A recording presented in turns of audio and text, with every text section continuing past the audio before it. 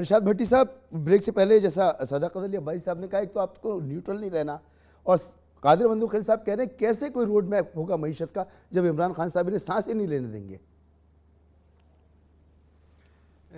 بھائی جان دونوں کا شکریہ کہ مجھ پر متفق ہیں دونوں. دوسری بات یہ ہے کہ ممدوح خلیل صاحب نے سے میں نے پوچھا تھا کہ یہ ان 7 مہینوں کا جواب دیں.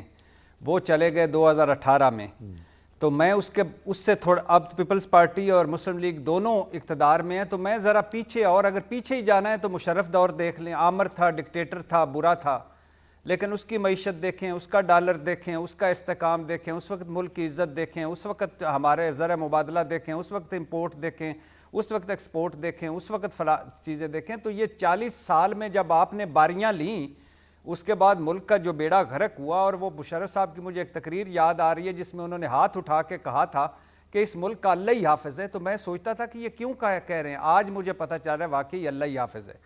دوسری چھوڑیں سر یہ باقی ساری باتیں. ممدوح خلیل صاحب، اس کو تو نہ آپ وکیل ہیں، آپ لاجیکل بات کرتے ہیں، یہ نیب کی ترامیم کو آپ جسٹیفائی کر رہے ہیں.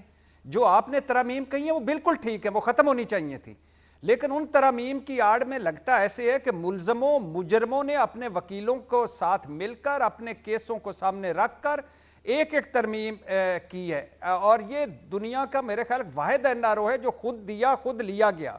مثال کے طور پہ 4-5 بتاتا ہوں. عوامی دھوکہ دہی، عوامی مفاد کا کیس جو ہے 100 سے کم متاثرین ہوں تو کیس نیب کے دائرہ کار سے باہر ہو جائے گا. 67 تھے آشیانہ میں سعد رفیق صاحب کے. 50 کروڑ سے کم کرپشن نیب کے دائرہ کار سے باہر. 500 کیس ابھی تک نیب سے نکل چکے ہیں. اچھا، اس منی لانڈرنگ نیب کے دائرہ کار سے باہر. آپ اس میں سمجھ لیجئے، بیرون ملک سے آیا ثبوت قابل قبول نہیں ہوگا. کیلبری فونٹ وغیرہ سارے ختم. بے نامی دار کی تعریف بدل دی. اب میں کسی کے نام پہ جائیداد رکھ سکوں کوئی نیب نہیں پوچھ سکے گا. اثاثے کی تعریف بدل گئی. اثاثے وہی ہوں گے جو میرے ہوں گے، میری بیوی بچوں کے رشتہ داروں کے کوئی اثاثے نہیں ہوں گے. بارے ثبوت نیب پر ہوگا. اب نیب کو ثابت کرنا پڑے گا کہ یہ پیسہ جائز کمایا گیا کہ نہیں. اچھا، نیب افسر ثابت نہ کر سکے، اس کو سزا اور جرمانہ. اچھا، اور پھر احتساب، عدالتیں کرپشن کے دھڑا دھڑ واپس کیس بھیج رہی ہیں.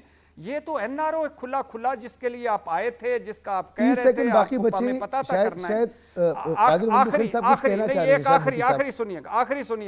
آخری سنیے گا صرف.